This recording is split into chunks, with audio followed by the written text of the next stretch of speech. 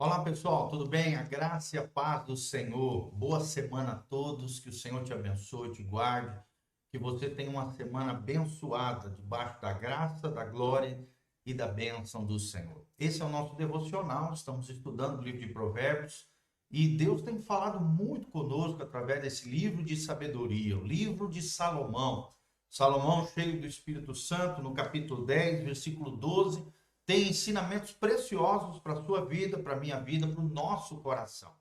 Olha o que diz aqui no versículo 12 de Provérbios, capítulo 10. O ódio excita contendas, mas o amor cobre todos os pecados. Ou seja, você está diariamente diante de uma decisão. Escolher o ódio, ressentimento, a mágoa, né, o sentimento de vingança, retaliação, o ódio ele excita contendas, ou seja, ele provoca contendas, confusão entre as pessoas, separa pessoas, muro de separação entre pessoas, entre seres humanos. É isso que promove o ódio. O ódio é matar o outro no meu coração, não perdoando, se amargurando, tendo mágoa. A palavra mágoa significa má água, uma água tóxica, uma água podre, uma água suja guardada no coração. E o ódio acaba gerando o quê? Confusão. Como é que está o teu coração? Você tem um coração saudável ou um coração tóxico?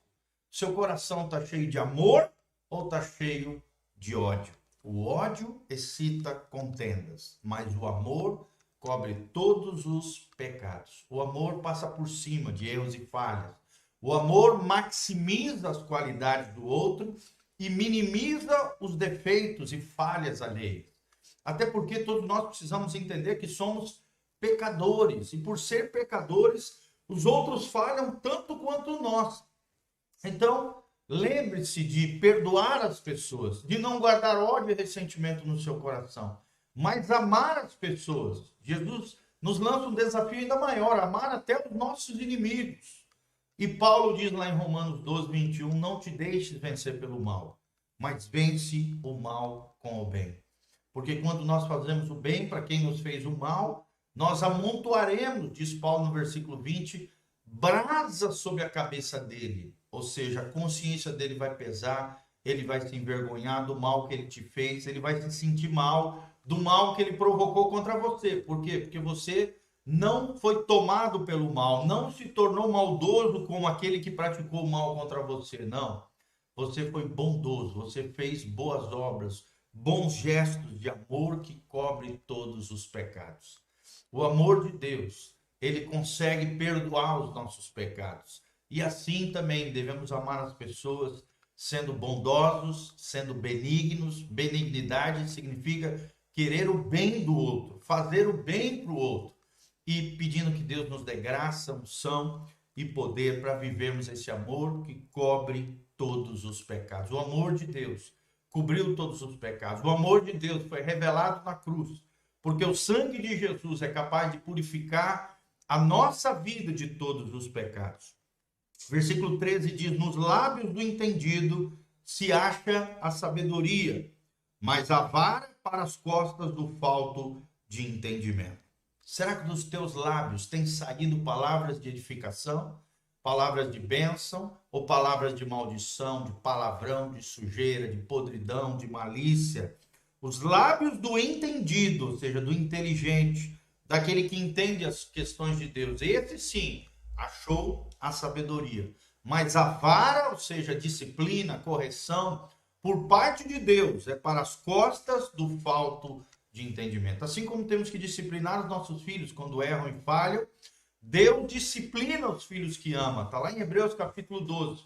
O pai que ama disciplina os seus filhos. Se não somos disciplinados por Deus, somos bastardos. Mas como somos filhos, através das circunstâncias, pessoas, situações, Deus nos disciplina.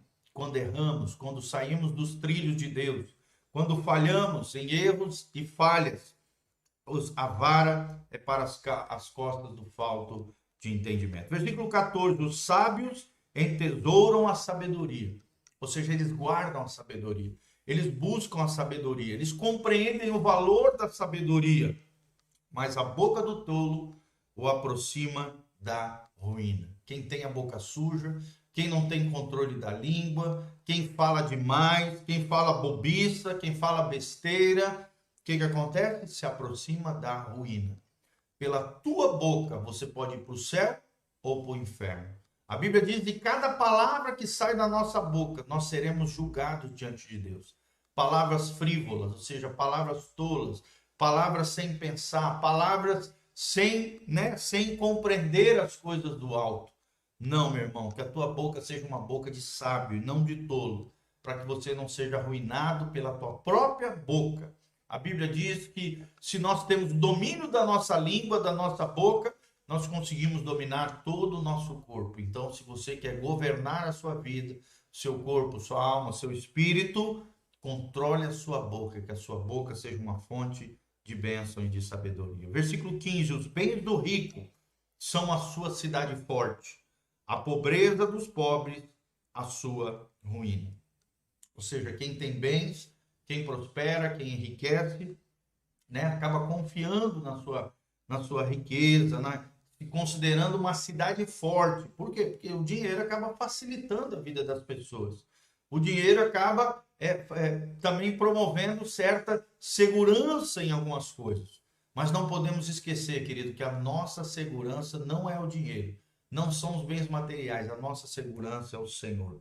A pobreza dos pobres, a sua ruína. Por quê? Porque, infelizmente, a falta de recursos, a falta de dinheiro vai levar a muitos embaraços, a muitas situações complicadas, né? Às vezes a gente precisa de acesso a uma saúde, a uma educação, e às vezes não consegue. Por quê? Por falta de recursos. Os recursos são apenas um meio. Nosso valor não está atrelado à quantidade de recursos e riqueza que temos.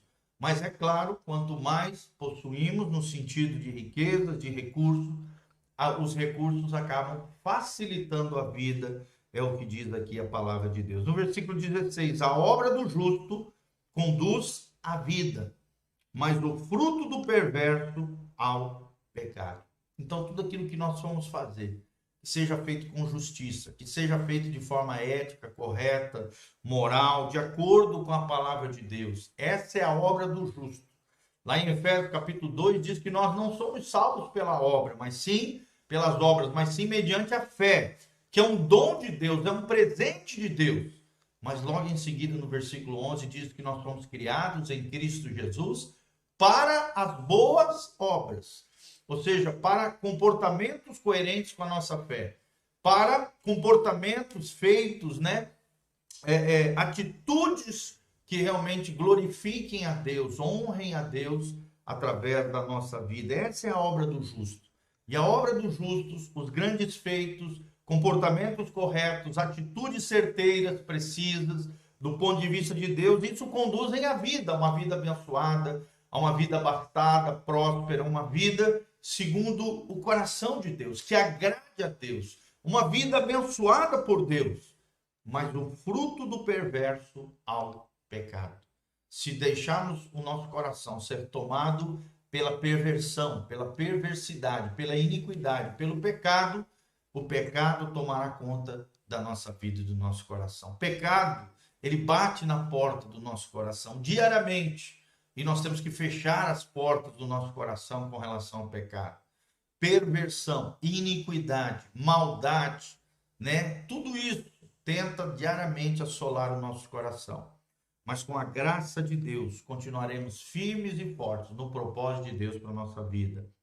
Então, lembre-se disso, o fruto do perverso ao pecado. Se deixarmos nos levar pela nossa natureza pecaminosa, o que a Bíblia chama de carne, natureza inclinada para o mal, o pecado será produzido no nosso coração e será manifesto através de atitudes exteriores. Por isso que a obra de Deus começa de dentro para fora. É uma obra interior que se revela através de boas obras no exterior. E para terminar, o caminho para a vida é daquele que guarda a instrução. Será que você tem guardado a palavra de Deus no seu coração? Será que a palavra de Deus não está somente na sua mente, mas tem descido para o coração e tem se tornado algo prático, vívido na sua vida diariamente? Será que Deus tem visto você trilhando o caminho para a vida? Será que você tem guardado a voz do Senhor, o ensinamento da palavra de Deus no seu coração? E a continuação do 17 diz: mas o que deixa a repreensão comete erro. Ou seja, aquela pessoa indiferente para as coisas de Deus, aquela pessoa que não está nem aí para a palavra de Deus, aquela pessoa às vezes até que conhece a palavra, mas não vive a palavra, está deixando a repreensão e cometendo erros terríveis.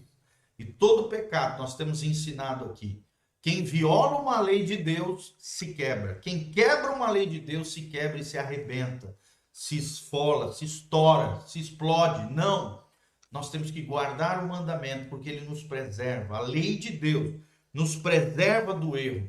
Ouvir a voz de Deus, guardar a repreensão, guardar a instrução é o caminho para a vida. Então, se você quer viver uma vida abençoada, siga a orientação da palavra de Deus todos os dias. Amém?